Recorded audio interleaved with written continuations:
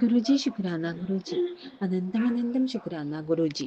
कार्तिक एकादशी, इसे प्रबोधिनी एकादशी और देव उठनी एकादशी भी कहा जाता है। यह कार्तिक महीने के शुक्ल पक्ष की 11वीं तिथि को पड़ती है और हिंदू धर्म में इसका बहुत महत्व है।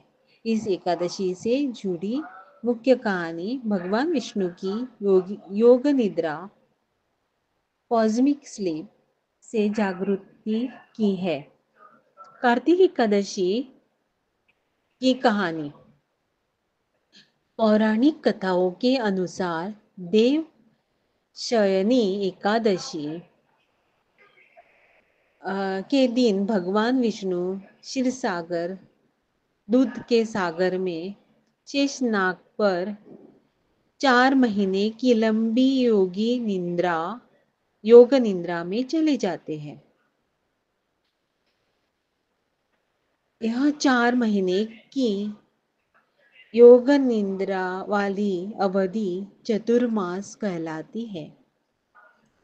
इस दौरान चूंकि सृष्टि के पालक स्वयं विश्राम करते हैं, इसलिए विवाह, गृह प्रवेश और अन्य अच्छे बड़े बड़े शुभ कार्य वर्जित माने जाते हैं। जब कार्तिक मास के शुक्ल पक्ष की एकादशी आती है, जिसे देव उठनी एकादशी कहा जाता है, तब भगवान विष्णु अपने 4 महीने की निद्रा से जागते हैं और फिर से सृष्टि के संचालन का कार्य संभालते हैं। भगवान के जागने पर सभी देवी देवता और पूरी सृष्टि में खुशी की लहर आती है। इसी दिन से सभी रुके हुए मांगलिक कार्य, विशेषकर विवाह, गृह प्रवेश, एंगेजमेंट्स फिर से शुरू हो जाती है। माना जाता है कि भगवान विष्णु के जागने पर उन्होंने सबसे पहले तुलसी विवाह किया था, इसलिए एकादशी के दूसरे दिन, द्वादशी के दिन तुलसी विवाह करते हैं भगवान जी। इसलिए महाराष्ट्र और गोवा में जगह जगह पर तुलसी का विवाह दिखने को मिलता है। भगवान विष्णु के स्वरूप शालिग्राम का प्रतीकात्मक विवाह भी धूमधाम से मनाया जाता है। इस प्रकार यह एकादशी दिव्य जागरण, शुभ कार्यों की शुरुआत और नव उल्लास का प्रतीक है। थोड़े लोग इसे बड़ी दिवाली भी कहते हैं। भक्तजन बहुत प्रसन्न होकर तुलसी विवाह करते हैं और भगवान विष्णु की पूजा करते हैं, तुलसी की पूजा करते हैं और बहुत प्रसन्नित होते हैं। इस तरह एकादशी, द्वादशी मनाई जाती है। जय गुरु जी, शुक्राना गुरु जी।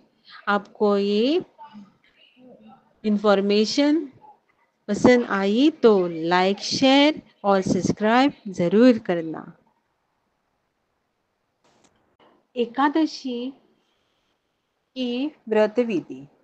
एकादशी के दिन कार्तिक शुक्ल पक्ष की एकादशी को देव उठनी एकादशी कहते हैं, क्योंकि इस दिन भगवान विष्णु 4 माह की योग निद्रा से जागते हैं। व्रत का संकल्प। एकादशी के दिन सुबह जल्दी उठकर स्नान करें और व्रत का संकल्प ले। पूजा की तैयारी। घर और पूजा स्थल को साफ करें। भगवान विष्णु या उनके शालिग्राम स्वरूप की प्रतिमा या चित्र स्थापित करें। पूजा। भगवान को पंचामृत से स्नान कराएं। उन्हें पीले वस्त्र, पीले फूल, फल, धूप, दीप और नैवेद्य भोग अर्पित करें। तुलसी दल अवश्य चढ़ाएं, क्योंकि यह भगवान विष्णु का अत्यंत प्रिय है। मंत्र जाप दिन भर। ओम नमो भगवते वासुदेवाय। ये मंत्र जाप है, ओम नमो भगवते वासुदेवाय। इस मंत्र का जाप करें। रात्रि में भगवान के भजन कीर्तन करे और दिन भर उनका नाम जप करे। दीप दिखाए, आरती करे, कथा एकादशी की व्रत कथा सुने या पढ़े। पारायण व्रत या पारायण द्वादशी के दिन सूर्योदय के बाद और द्वादशी तिथि के समाप्त होने के पहले किया जाता है। पारायण में व्रत खोलने के लिए सात्विक भोजन ग्रहण करें। द्वादशी तुलसी विवाह की विधि सुनिए। अभी तुलसी विवाह कैसे करते हैं वो। देव उठनी एकादशी के अगले दिन यानी कार्तिक शुक्ल द्वादशी को तुलसी को और भगवान शालिग्राम का विवाह कराया जाता है। तुलसी विवाह की सामग्री, तुलसी का घर के सामने तुलसी माता जी होती है, उनको पेंट करें उसके ये इसको और अच्छा सा पेंट लगाए, गोल्डन, सिल्वर, ऑरेंज, ग्रीन, ऐसे बहुत सुंदर उस पर डिजाइन निकाले और उसको सजाए और मंडप डाले। उसको दुल्हन की तरह अच्छी ऐसा साड़ी पहनाए, एकदम एकदम दुल्हन लगनी चाहिए तुलसी माता जी। ऐसे उनको सजाए और उनका मंडप भी सजाए और ब्राह्मण को बुलाइए और ब्राह्मण के ये अंतरपाठ लेकर अगले उस तरफ बच्चे को या किसी को भी खड़े होकर तुलसी के साथ और इस साइड में ब्राह्मण को सेम जैसे विवाह चलाते हैं वैसे ही चलाना है। तो ऐसा मंत्र जाप करना है और विवाह करना है।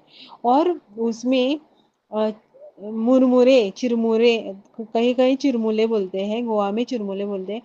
और ये ऊस और चिंच वो सामग्री अंदर डाले और उसका प्रसाद बनाए। पहले ऐसे ऐसे तुलसी पर उनको ये करे, दिए स्वाहा स्वाहा करके दे दीजिए और बाद में ऊपर घर के ऊपर ऐसे फेंके और बाद में वो प्रसाद में बांटिए। गन्ने का मंडप बना के लिए गन्ना, लाल चुनरी, साड़ी, सेलक, श्रृंगार का सामान, तुलसी माता के लिए पीले वस्त्र, शालिग्राम जी के लिए हल्दी कुमकुम, अक्षत, फूल, माला, धूप, दीप, भोग, मिठाई या प्रसाद, ऐसे सब सामग्री जमा कीजिए। मंडप तैयार करना, आंगन या पूजा स्थल पर एक चौकी स्थापित करें, तुलसी के गमले को चौकी पर रखें और उसके ऊपर गन्ने से एक छोटा मंडप सजाए। तुलसी जी का श्रृंगार, तुलसी माता को लाल चुनरी ओढ़ाए और या ऑरेंज चुनरी उड़ाए या ग्रीन चुनरी ओढ़ाए। चूड़ियाँ और अन्य श्रृंगार की सामग्री अर्पित करें, उन्हें दुल्हन की तरह सजाए, एकदम सुंदर सजाए। शालिग्राम जी को स्थापित करना, भगवान शालिग्राम को वर के रूप में तुलसी के पास स्थापित करें। शालिग्राम नहीं है तो एक छोटी सी मूर्ति कृष्णा जी की उसको वहां रखें और उन्हें पीले वस्त्र पहनाए। विवाह की रस्में सबसे पहले हल्दी और कुमकुम से दोनों का तिलक करे, दोनों को पुष्प मालाएं पहनाए।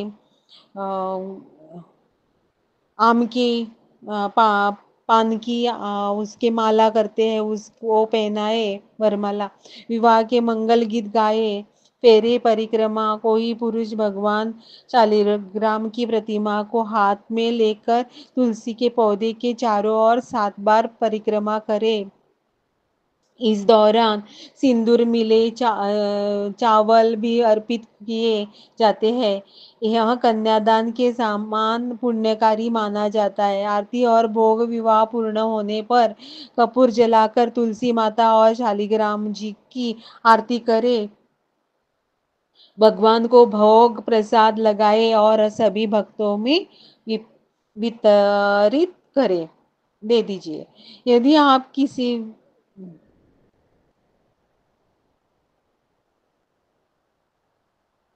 यदि आप किसी विशिष्ट एकादशी या तुलसी विवाह या कोई भी मुहूर्त जानना चाहते हैं तो मुझे कमेंट्स करके पूछिए, मैं बता सकती हूँ। ओके, जय गुरु जी, शुक्राना गुरु जी। और कोई प्रश्न है, कोई ये है तो भी पूछो मुझे, आप पूछ सकते हो। ओके।